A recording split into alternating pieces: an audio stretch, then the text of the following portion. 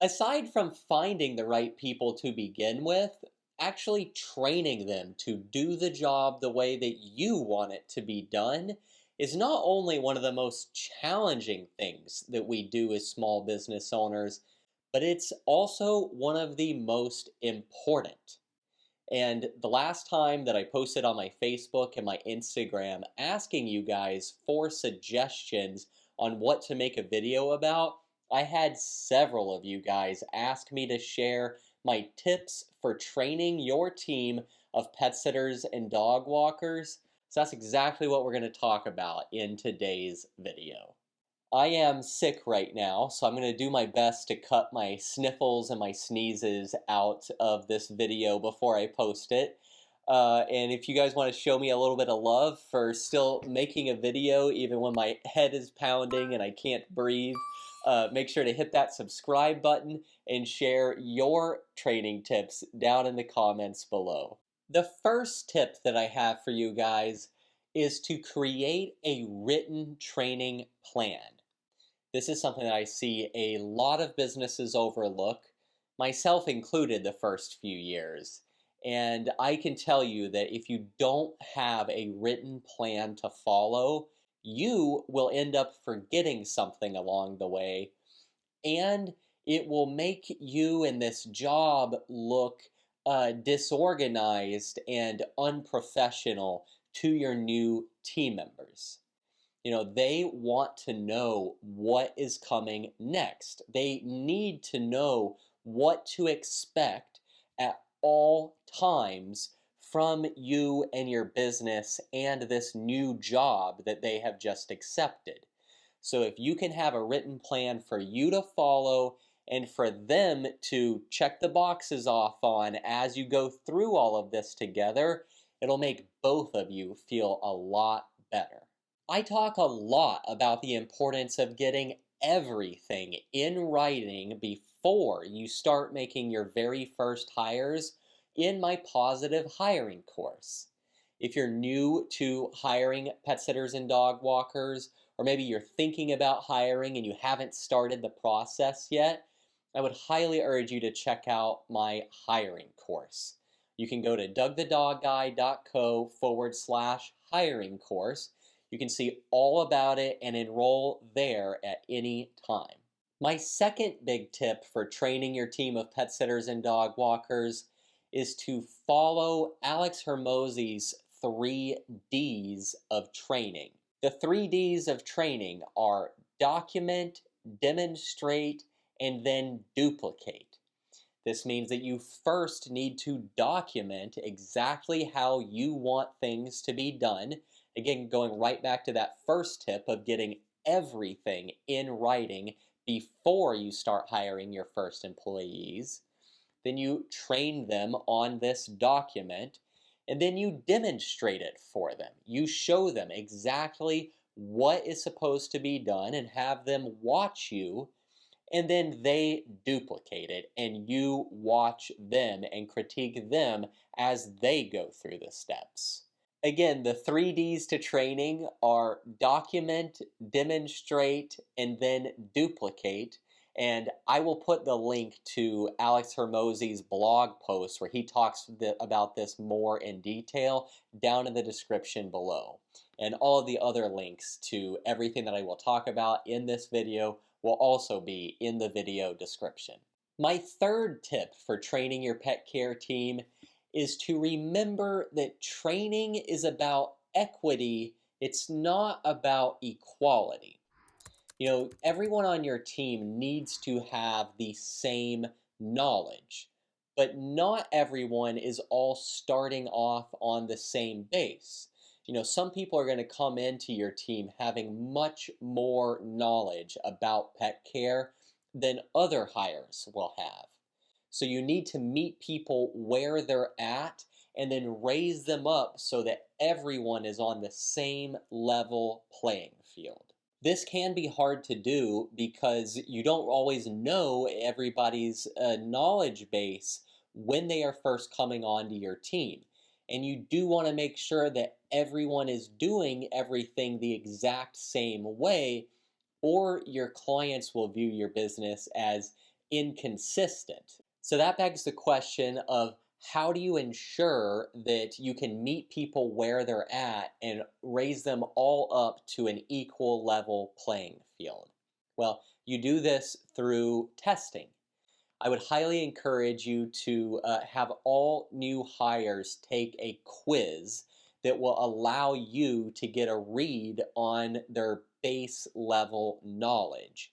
And then, based off of their quiz results, you can then say, okay, well, they need a lot more help on dog body language. And this person is really good on dog body language, but they don't know anything about cats, and so on and so forth. And then you can tailor their training plan and their training regimen around these quiz results. And don't overthink this. You can make a Google quiz on Google Forms for free really quickly and easily. This does not need to be like a huge drawn out process.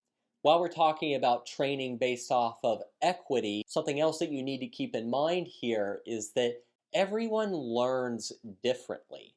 Some people are very hands-on learners. Some people prefer to learn via a textbook. Everybody's all over the map on this. So you need to have a little bit of each different training regimen within your training process to make sure that everyone's going to get what they need. For me in my business, we do a combination of some in-person training, some online video training, and some written training. But it's a combination of all of these different training tactics to really make sure that, again, I'm meeting them where they are and I'm trying to work with their learning style as much as possible. My fourth tip for you here is to remember that ongoing training is essential for multiple reasons. The first of which is that your new employees are getting so much thrown at them so quickly when they first start this new job that they are just not going to remember everything. So you want to give them like the most important stuff up front and then work in a lot of your other training stuff down the line. That way they're not just getting overwhelmed and drowning with all of this information on the front end. And one of the other reasons that ongoing training is so important is that not all of your new employees will stick with you for the long run. You will have some hires that they'll get a month or 2 months into the job, and then they'll start to realize, hey, maybe this isn't the right fit for me, and then they'll leave. We want to minimize that as much as possible, and I do talk about how to minimize that in my positive hiring course, but it will still happen from time to time. And if you front load all of this training at the beginning, you're paying for all of this labor time. You're paying them their hourly wage for all of these training hours. And if they're not going to stick with you long term, then that's a lot of wasted time and money. So I really like to stick to the basics, the most important stuff, just to get them rolling. And then once I know they're going to stick with me long term, then I start really focusing on other more intensive training at that point. That's typically around their 90-day mark. Breaking up your training like this will also really help you on your budgeting because, as small businesses, we can only afford so many hours of training time per month before we've used up all of our reserves and we have no profit margin. Especially as pet sitting and dog walking businesses, we're operating on pretty slim margins most of the time. And you really want to keep that in mind. And I would highly urge you to calculate exactly what your profit margin per visit will be when your employees are out doing visits, and then figure out how many visits your new employees have to do before you will start seeing a profit from them. Once you kind of have these numbers figured out, it'll really allow you to then look at your monthly budget and your schedule and say, okay, I can afford to put 10 hours of training into a new employee. And then after their first month with me, then I can do another 10 hours, and so on and so on and so on. My fifth and most important tip when it comes to training your team of pet sitters and dog walkers is to remember that common sense ain't common. You need to train everything. Again, you need to figure out what their baseline knowledge is and kind of meet them there and raise them all up to a level playing field. But you also have to remember that it is these small little things that make us or break us as pet sitters and dog walkers. And it is those small little things that are often forgotten. And those are the things that we have to make sure that we're training on. I'm talking about things that you need to remind everyone, no matter what their baseline knowledge is, that they have to lock the door when they leave the home, that they need to ensure that the pets have clean water, that they need to check the gate before they let the dogs out into the backyard. All of these small little details, these are the important things. And these are the things where it's really easy for us to tell ourselves as veteran pet sitters and dog walkers and as the business owner, oh, of course they would know the dog needs clean water. Of course they would know the client's door needs to be locked when they leave the home. When you start making assumptions like that, you are creating a recipe for disaster. This again really highlights just how important ongoing training is. I can tell you that once someone has been on your team for a few months or a couple of years, they will start to get more relaxed and more comfortable, and they will start to forget some of these smaller details. That's where you have to stay in front of them, whether it's through regular team meetings or Slack messages, or however you decide to go about it. You need to be regularly training them and reminding them of these small, important details. I think this also really highlights the importance of testing your team. I talked earlier about having them take a quiz when you first hire them to get their base level of knowledge.